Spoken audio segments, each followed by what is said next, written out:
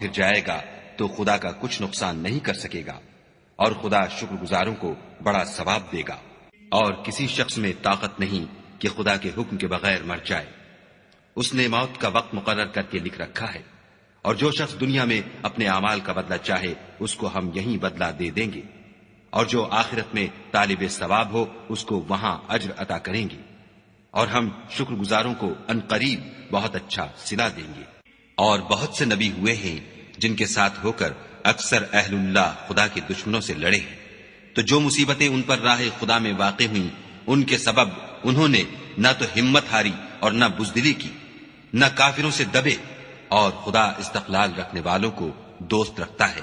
اور اس حالت میں ان کے منہ سے کوئی بات نکلتی تو یہی کہ اے پروردگار، ہمارے گناہ اور زیادتیاں جو ہم اپنے کاموں میں کرتے رہے ہیں معاف فرما، اور ہم کو ثابت قدم رکھ اور کافروں پر فتح عنایت کر۔ تو خدا نے ان کو دنیا میں بھی بدلہ دیا اور آخرت میں بھی بہت اچھا بدلہ دے گا، اور خدا نیکوکاروں کو دوست رکھتا ہے۔ مومنو، اگر تم کافروں کا کہا مان لوگے تو وہ تم کو الٹے پاؤں پھیر کر مرتد کر دیں گے، پھر تم بڑے خسارے میں پڑ جاؤ گے۔ یہ تمہارے مددگار نہیں ہیں بلکہ خدا تمہارا مددگار ہے، اور وہ سب سے بہتر مددگار ہے۔ ہم ان قریب کافروں کے دلوں میں تمہارا روب بٹھا دیں گے، کیونکہ یہ خدا کے ساتھ شرک کرتے ہیں جس کی اس نے کوئی بھی دلیل نازل نہیں کی، اور ان کا ٹھکانہ دوزخ ہے، وہ ظالموں کا بہت برا ٹھکانہ ہے۔ اور خدا نے اپنا وعدہ سچا کر دیا، یعنی اس وقت جب کہ تم کافروں کو اس کے حکم سے قتل کر رہے تھے، یہاں تک کہ جو تم چاہتے تھے خدا نے تم کو دکھا دیا۔ اس کے بعد تم نے ہمت ہار دی اور حکم پیغمبر میں جھگڑا کرنے لگے اور اس کی نافرمانی کی۔ بعض تو تم میں سے دنیا کے خواستگار تھے اور بعض آخرت کے طالب۔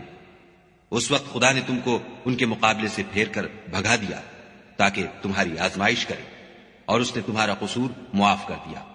اور خدا مومنوں پر بڑا فضل کرنے والا ہے۔ وہ وقت بھی یاد کرنے کے لائق ہے جب تم لوگ دور بھاگے جاتے تھے اور کسی کو پیچھے پھر کر نہیں دیکھتے تھے، اور رسول اللہ تم کو تمہارے پیچھے کھڑے بلا رہے تھے، تو خدا نے تم کو غم پر غم پہنچایا تاکہ جو چیز تمہارے ہاتھ سے جاتی رہی یا جو مصیبت تم پر واقع ہوئی ہے اس سے تم اندھوناک نہ ہو، اور خدا تمہارے سب اعمال سے خبردار ہے۔ پھر خدا نے غم و رنج کے بعد تم پر تسلی نازل فرمائی، یعنی نیند، کہ تم میں سے ایک جماعت پر طاری ہو گئی، اور کچھ لوگ جن کو جان کے لالے پڑ رہے تھے خدا کے بارے میں ناحق ایام کفر کے سے گمان کرتے تھے، اور کہتے تھے بھلا ہمارے اختیار کی کچھ بات ہے؟ تم کہہ دو کہ بے شک سب باتیں خدا ہی کے اختیار میں ہیں۔ یہ لوگ بہت سی باتیں دلوں میں مخفی رکھتے ہیں جو تم پر ظاہر نہیں کرتے تھے۔ کہتے تھے کہ ہمارے بس کی بات ہوتی تو ہم یہاں قتل ہی نہ کیے جاتے۔ کہہ دو کہ اگر تم اپنے گھروں میں بھی ہوتے تو جن کی تقدیر میں مارا جانا لکھا تھا وہ اپنی اپنی قتل گاہوں کی طرف ضرور نکل آتے۔ اس سے غرض یہ تھی کہ خدا تمہارے سینوں کی باتوں کو آزمائے اور جو کچھ تمہارے دلوں میں ہے اس کو خالص اور صاف کر دے،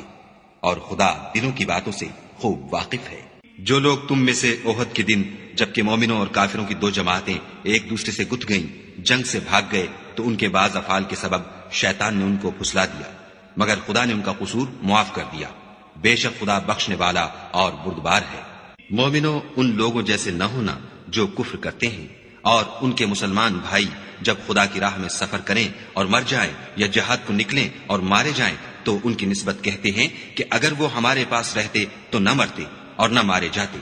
ان باتوں سے مقصود یہ ہے کہ خدا ان لوگوں کے دلوں میں افسوس پیدا کر دے، اور زندگی اور موت تو خدا ہی دیتا ہے، اور خدا تمہارے سب کاموں کو دیکھ رہا ہے۔ اور اگر تم خدا کے رستے میں مارے جاؤ یا مر جاؤ تو جو مال و متاع لوگ جمع کرتے ہیں اس سے خدا کی بخشش اور رحمت کہیں بہتر ہے۔ اور اگر تم مر جاؤ یا مارے جاؤ خدا کے حضور میں ضرور اکٹھے کیے جاؤ گے۔ اے محمد صلی اللہ علیہ وآلہ وسلم، خدا کی مہربانی سے تمہاری افتاد مزاج ان لوگوں کے لیے نرم واقع ہوئی ہے، اور اگر تم بدخو اور سخت دل ہوتے تو یہ تمہارے پاس سے بھاگ کھڑے ہوتے، تو ان کو معاف کر دو اور ان کے لیے خدا سے مغفرت مانگو، اور اپنے کاموں میں ان سے مشورت لیا کرو، اور جب کسی کام کا عزم مصمم کر لو تو خدا پر بھروسہ رکھو، بے شک خدا بھروسہ رکھنے والوں کو دوست رکھتا ہے۔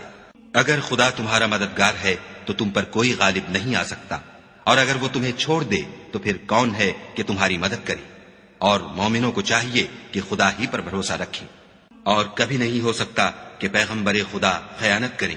اور خیانت کرنے والوں کو قیامت کے دن خیانت کی ہوئی چیز خدا کے روبرو لا حاضر کرنی ہوگی، پھر ہر شخص کو اس کے اعمال کا پورا پورا بدلہ دیا جائے گا۔